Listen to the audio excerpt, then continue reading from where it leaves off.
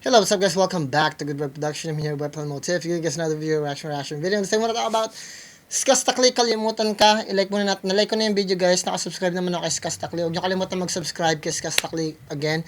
Maraming salamat sa mga dito pa nakaabang, nakasuporta at walang sawa na nag-aabang sa video natin. Ganun pa man, nandito tayo para mag-react. Kung may masabi na ako hindi maganda, kayo nang bahala, magpasensya. Kung bago lang kayo rito sa reaction video natin, huwag niyo kalimutan mag-subscribe, i-like, i-share yung video natin. Kung di niyo naman ma-share, kahit i-like nyo na lang para ma-recommend sa iba. Ganun pa man, hindi ko inaatake mapaborito ninyong artist na doon talaga para mag-react. At ito nga pala ay requested ni, dahil parang nag-request na ito guys, sabihin ko lang para mabilis. Resty 17 de la Cruz, reaction mo sir yung kanta ni Skastakli, kalimutan ka, nag-trending yun sir. So gawin na natin to guys para makarami tayo. Let's get to it. Kasi maliit lang to, madali natin siya mare-react, tapos hindi na ako masyado magdadaldal. Ganun pa man, bago tayo mag-start, bigay ko lang yung pedigree ko. May music producer yung California, may audio engineer at the same time. Ang master mo tayo sa mga NLP, master practitioner, mga applied psychologist. Gawin natin guys para makarami tayo. May bago akong lalabas na kanta, ang title ng Sige Lang, kasama natin si EJ Power. I-like, pumunta lang kayo sa description, doon yung personal channel ko, check nyo lang yun, hopefully ma-play ninyo at magustuhan ninyo. Kung may masabi man kayo na tungkol sa kanta na yun, okay lang din guys. Sinusubukan ko lang mag-ambag. Gawin na natin guys, kalimutan ka ba, Skastakli. Eh, aha.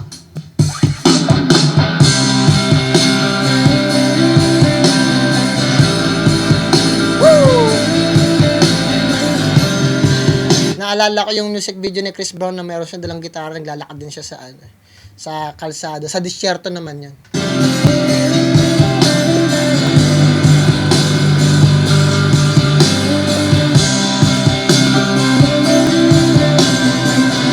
Ganda yung beat. Okay.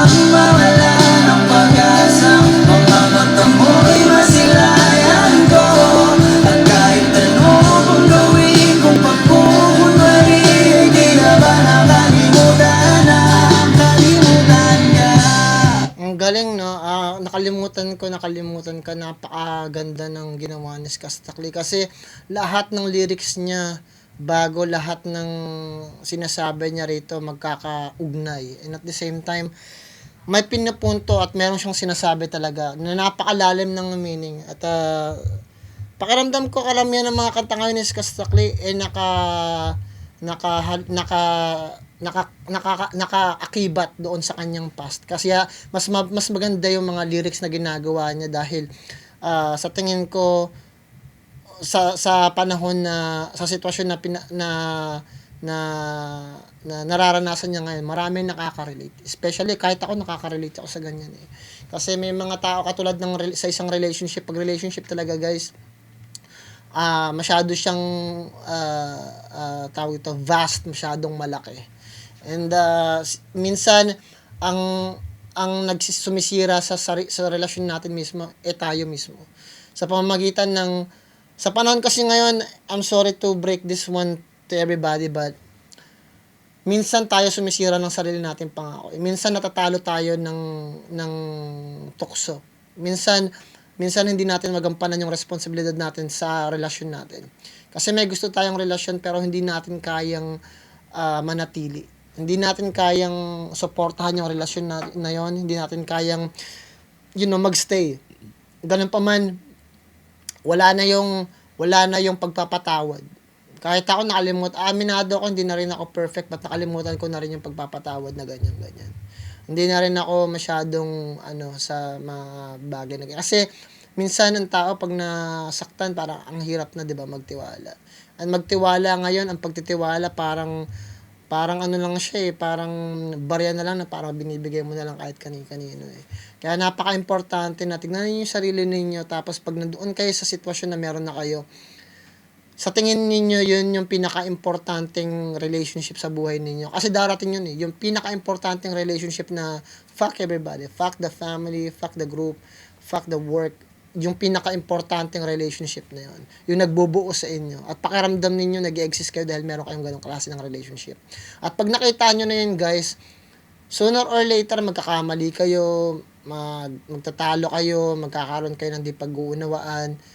And hopefully lang sana, yung pinakamahirap gawin ay yung ayusin yung bagay na yun. At sabihin na, at manatili doon sa bagay na meron kayong pinagkasunduan. Meron kayong pangako sa isa't isa. Paano nyo yung mapapanatili? Diba? Hindi yung, di na tayo nagkakaintindihan, di na tayo nag-work, we just move on with our lives. Kasi, ayun yung nangyayari sa, pag ang panahon, ang mundo ay naging moderno, napakadali na lang magpalit. Hindi na nila na-appreciate yung commitment. Parang, ba't ka pa mag-i-stay? Di na kayo masaya sa isa't isa, diba? Diba? Kasi may something na nagbago. Ano yung nagbago na yun? Kasi dapat walang pagbabago. Ang relationship dapat walang pagbabago dun. Pero may pagbabago, may something na nangyari. At dahil doon nawala yung ugnayan ninyo. Kasi may nagko-connect dun sa relationship na yun.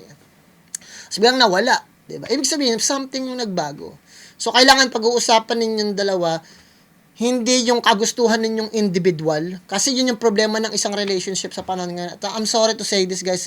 Maraming masasaktan at maraming makaka-gets nito. At yung makaka-gets nito talaga, saludo sa inyo. Pero yung mga hindi makaka-gets, sa tingin ko, kailangan nyo pa ng experience. Pero ngayon sa isang relationship, ang isang relationship ay katumbas ng dalawang taong nagmamahalan. Isipin ninyong mabuti, gusto ko lang ito ma-realize ninyo. Dalawang taong nagmamahalan. So sinabi ng isa, ayoko na. Di na ako masaya sa'yo. Sabi ng isa, sige, mag-move on na tayong dalawa. Yung bagay na yung pareha silang individualistic. Ibig sabihin, nagde-decide sila para sa sarili nila. Sasabihin ng mga tao, napaka-selfish mo. Ako nagpaparaya, sabi na lang naman isa, sige, paparayain na kita. O hindi naman selfish yun kasi sinunod ko yung gusto niya. Okay din yun eh. Pero ang nakikita nyo kasi, itong dalawang taong na to, ang nakikita nila, yung isa't isa. Pero hindi nila napapansin na hindi naman silang dalawa ang importante, hindi yung feelings niya at hindi yung feelings ko ang importante. Ang importante doon, yung relasyon nasa gitna mismo. At kaya magulo ang relationship kasi nakikita na lang nagre-react lang tayo basta nakikita ng mga mata natin at naririnig ng mga tenga natin at ng naamoy ng ilong natin at ng pinagsasabihan natin. Pero hindi natin nakikita sa ating dalawa, merong nasa gitna at yun yung relationship na yun. Yung relationship na yun, na pinag-isa ninyo at pinagkasunduan ninyo, yun yung iingatan nyo. So, pag nagkaroon kayo ng problema, okay, may issue tayo, okay, nagloko ko, o sige, ano ba? Aayusin ba natin yung relationship na binuo natin o we're just gonna let it go? Kung meron kayong paniniwala sa sarili ninyo na mas importante yung relationship ninyo, good. Doon lang dapat kayo mag-focus na yun. Regardless, kahit gaano pa maraming mangyari talagang masama, nakikita ninyo, may mga tao na sobrang obsessed sa isa't isa na hindi importante sa kanila kung makulong sila, mawala sila o makapatay sila. Basta importante yung relationship na binuo nila. Ayaw nila magkahiwalay. Yung relationship yung importante. At doon marirealize ninyo na hindi pala yung basta-basta relationship lang. 'Di ba? Yung relationship na yun, may pinagkunan, may pinangakuan kayo. At yung iba na nakikita nila na hindi yung basta relationship, kundi yung pangako na binigay nila sa Diyos. Doon nila nakikita yun. Na kaya karamihan ng mga relationship, sinasabi nila ng lalaki at babae, Panginoon, ingatan niyo po yung relasyon namin. Parang gano'n. Nakikita na nila na hindi lang basta yon. Sana gabayan mo yung relasyon namin. Ilawan mo yung relationship namin. Gano'n palagi. Kaya yung partner niya, pag merong konting kaalaman tungkol sa Diyos, then mas mapapaganda yung relationship kasi sumusunod kayo dun sa bagay na yun. At yung karamihan ng mga bagay, kaya nahihirapan sila sa magpatuloy kasi individual na nga. Inisip nila yung individual na yung pangkasarili na lang nila. At yun yung pinakamasakit doon. At I'm sorry guys, ganun talaga eh. One day, magkakaroon kayo ng kaibigan at sabihin sa inyo, bad trip tong tropa ko, lagi niyang bukang bibig yung karelasyon niya. Lagi niyang bukang bibig yung jowa niya. Pero hindi nila silang dalawa, hindi nila mabukang bibig yung relasyon nila. Paano kaya na maayos yung relasyon, mapapalago namin, guminhawa kami. Paano namin kaya maayos, mapapayabong? Walang ganun. Yung relasyon na yun, yung unang-unang baby ninyo. Kailangan yung maalagaan.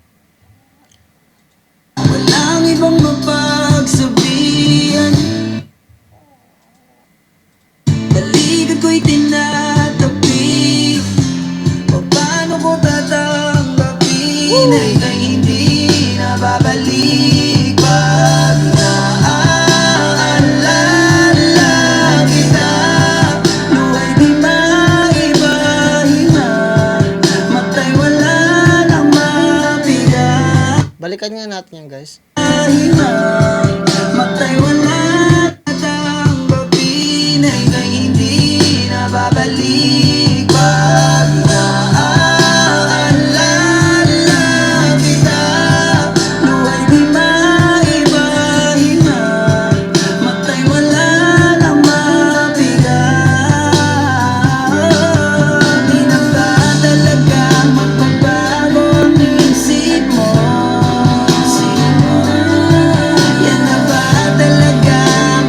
Minsan, okay na lang din na maging broken hearted si Kastakli. Sabi nila, bakit naman sir pa, ng salbahe mo naman? Dahil sa broken hearted na puso niya, nakakapagbigay siya ng mga magagandang kanta, tapos natuturuan niya tayo base sa experience niya, di ba? Kahit si Chris Brown, ganyan eh. Ang dami niyang mga kanta, after nung naging broken hearted siya kay Rihanna, ang dami. Kay Karush din. So, talagang lakang impact talaga nun. Mag-focus kayo sa sarili niyo, especially bilang isang lalaki. Napakahirap na ngayon umibig.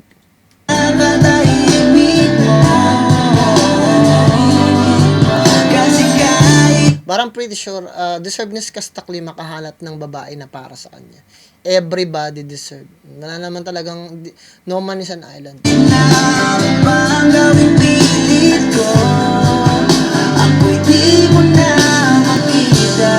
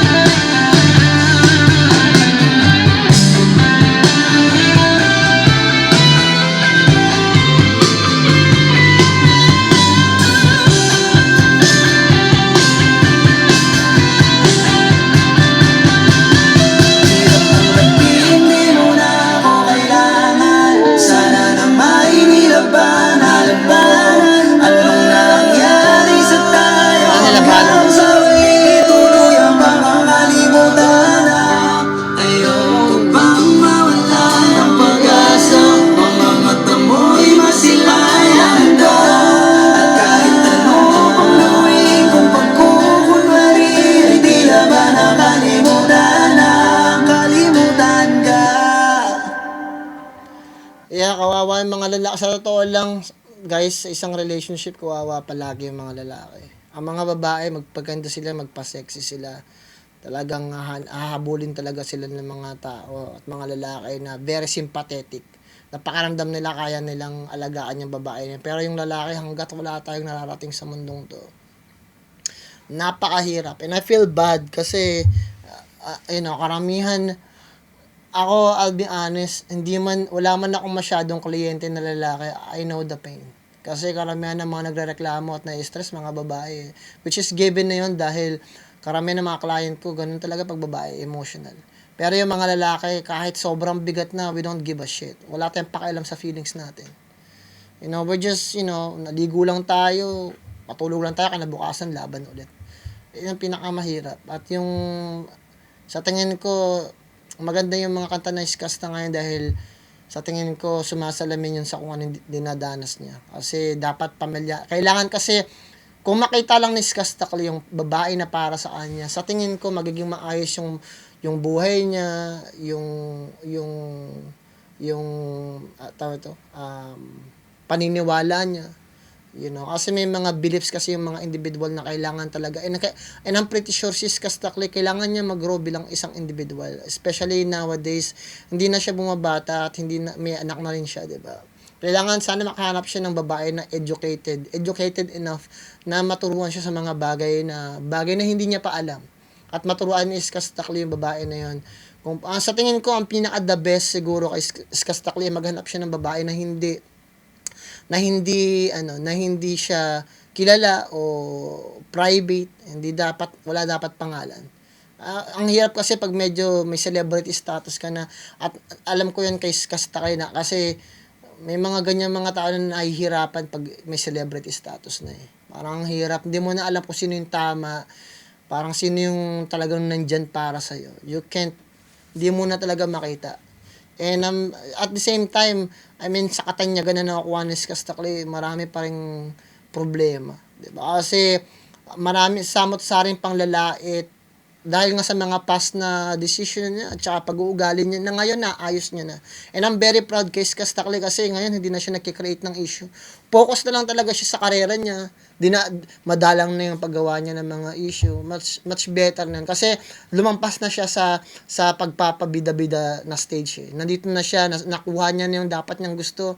So ngayon parang inaayos niya na lang yung status niya, behavior niya, at yung buhay niya, which is very good. And hopefully makuha ni Skastakli yung para sa kanya at yung deserve niya talaga. Kasi kailan ko lang ba siya nakita? 2002, di ba? 2022. And nakita ko yung maturity na pinakita ni Skastakli all these years. Hopefully magpatuloy siya dyan at puro sa karera lang. Ganun pa man guys, maraming salamat guys. Bibigyan ko ng 10 to kasi sa tingin ko nakarelate ako. At medyo mahirap din yung kanta dahil nangyari talaga yan guys eh. Minsan nakakalimutan natin. Kaya minsan nakakalimot tayo na mag-let go dahil may something na, mayroon tayong guilt na nararamdaman.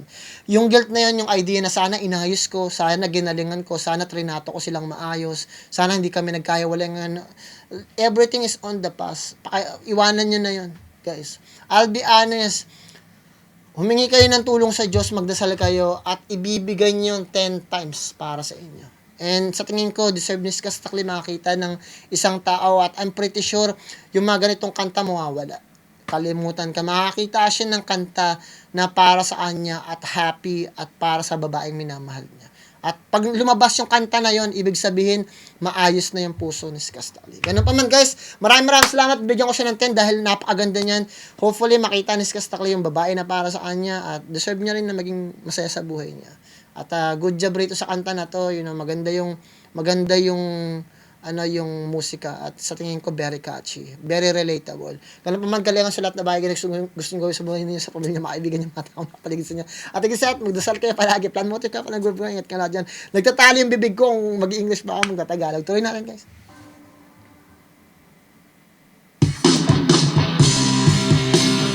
Creative Director. Shout out kay Tito C.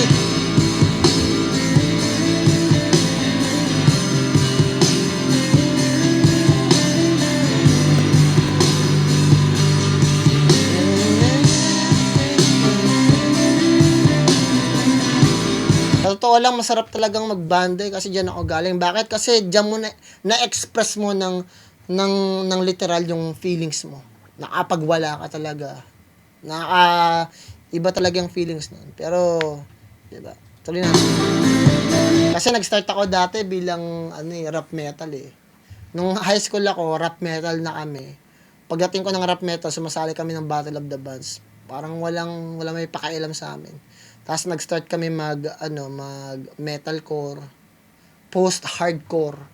Mga tugtugan namin dati, mga As I Lay Dying, Devil Wears Prada, Tapos bumagsak ako sa death metal, hindi ko na alam, biglang tumulan ako sa ganun, makakasama namin, nalulupit din talaga eh. Yeah. Pero, pass is pass. Tuloy natin guys. Sarap lang ikwento sa inyo yun guys, diba? Makakwento ko sa inyo mga experience ko. Tuloy natin.